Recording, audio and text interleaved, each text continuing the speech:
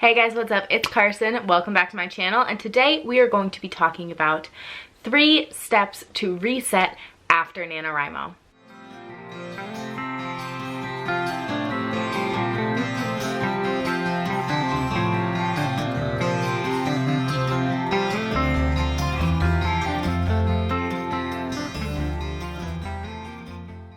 Oh my goodness, I feel like it's been so long since I've seen you guys and talked to you guys.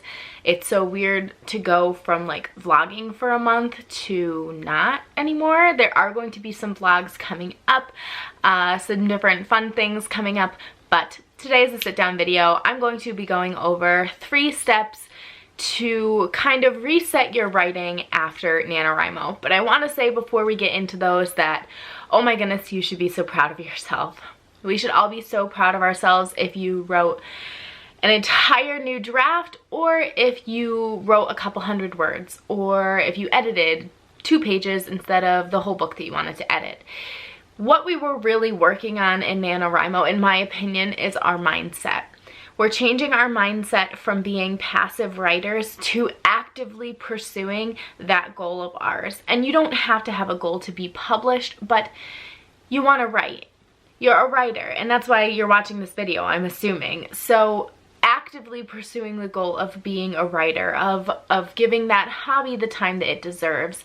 And we may have succeeded or failed at various levels of that. I know I didn't succeed at all of the goals I wanted to, but I am so proud of myself. I'm really thankful for the mindset that I had going into NaNoWriMo, the time that I gave my writing.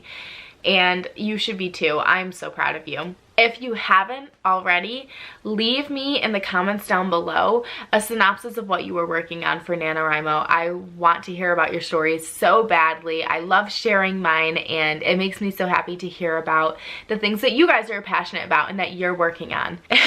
Without further ado, let's get into the 3 steps. I thought about adding more, but we're gonna stick with 3. It's easy, it's simple, you can get it done. 3 things, that's it. Number 1, we are going to refill our well with things that we love.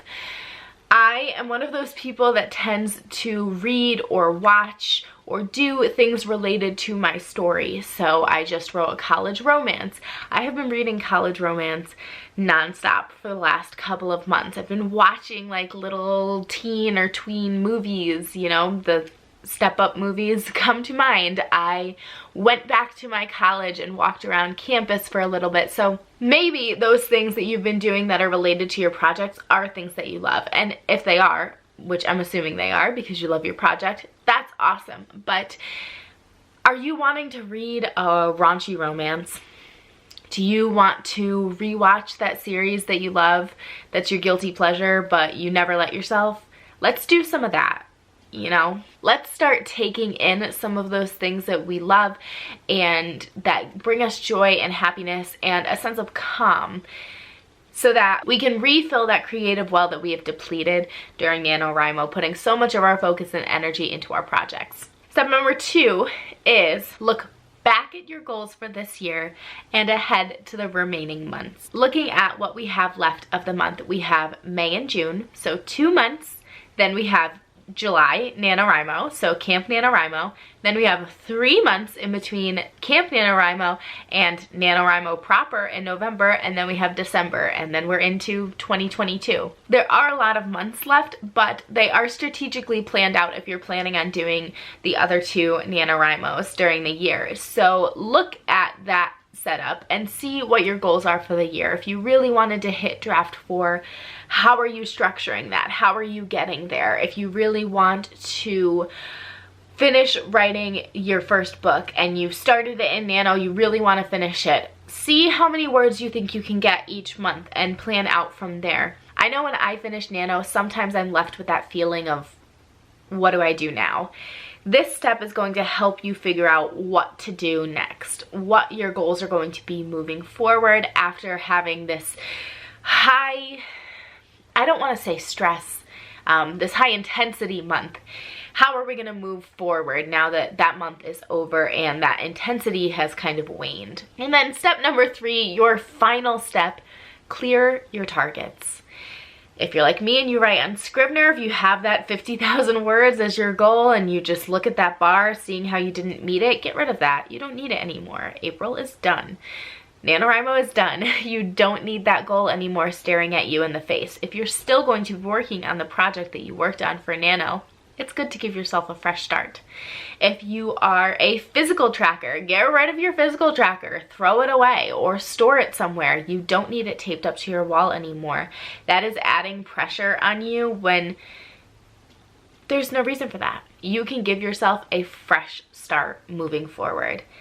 Set new goals, like we talked about in step number 2. I'm going to tell you guys how I have been doing these 3 steps in the last week and a half to kind of reset myself and move forward in my projects. So goal number 1, refill my well with things that I love. I read 5 books last week. 5. I have just been reading everything and anything that I can get my hands on. Yesterday for Mother's Day, my mom and I and my sister, we watched the first 3 Twilight movies, all 3 of them. I'm not gonna say that it wasn't a lot because it was a lot, but we watched all 3 of the Twilight movies. I am on season 3 of Heartland. Been watching that all the time, getting some episodes in while I study for the praxis. So I have been really trying to consume things that I love, that make me happy, that I don't feel like I need to learn from. When I am watching things that relate to my story or that are similar to my story, I always feel like I should be studying it and learning from it. How are they doing this plot point? How is this working out for their story? I'm not doing that while I am reading and watching these. I'm just enjoying them to enjoy them. Step number 2, setting new goals. Here's a breakdown for the rest of my year in case you are curious. In the next 2 months, I would like to finish my college romance, and I would like to finish my rewrite of my first novel, Valor. So those are my goals for May and June. In July, I am going to be participating in Camp NaNoWriMo, but instead of drafting a new project, I am going to be working on the second draft of something. By July, my hope is that I will have 3 first drafts of books. Well, technically I will have 1 first draft of my second book. I will have a first draft of Betty and Finn, and then I will have a 3rd draft of my novel Valor, which is my first novel, but it is being completely rewritten. So in July, I would like to work on one of those stories and get it a draft further. I don't think it will be Betty and Finn. I think Betty and Finn will continue being a fun story for me and something that I do in those rest periods between my historical fiction. So it'll either be Valor or Might that I work on in July. Then in August, I would like to give myself a whole month just to outline different books and play with some things, write a few chapters here and there, write some scenes here and there.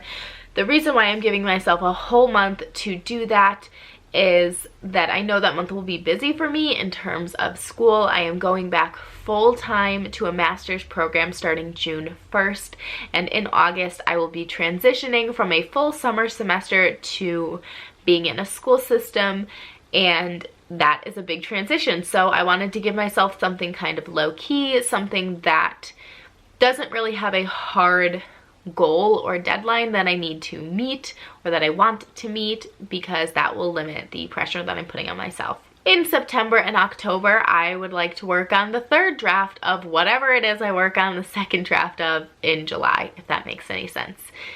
For NaNoWriMo in November, I want to draft something completely new. So that, for me, I think is probably going to be Mary and Declan's story. So Declan is Finn's brother and Mary is Betty's friend from her floor, and I think that I will probably be writing their book in November. And then in December, draft 4. I would like to be sending my book, whatever book I'm working on that gets to draft 3 before November, out to beta readers in November. So while I'm working on a new project, that project will be read by other people. I'm going to give them time to read it because Some people can't read a book in a month, so I don't want to give them just a month. They can have more time if they need it, but I think I will definitely be going back to that story in December and starting to work on the next draft as beta reader feedback comes back. And then step number 3 is clearing my targets. So like I said, I have already taken that 50,000 word mark off of Scrivener. I don't need to look at it. And I am an avid journaler. I know I've mentioned this before, but I had a setup for April. This is my setup for April. And I have completely moved on from April into May, and I'm not looking back on those pages, looking back on any physical trackers. So I've kind of cleared the way for me to set new goals and move forward without staring at the old goals that I wanted to accomplish and maybe didn't hit so much. Those are my 3 steps for resetting after NaNoWriMo, what to do post-Nano to kind of get back to your normal self, get back to a normal routine, and continue setting goals for your writing and working on your writing without having that structure of NaNoWriMo to kind of support you. I hope you enjoyed hearing about how I've been doing these and my plan for the rest of the year. And I would love to hear your plans for the rest of the year in the comments down below. Thank you so much for watching this video. If you like what you saw and you want to see more reading and writing content from me, please subscribe down below. I would love to have you guys here, and I will see you in my next video. Bye!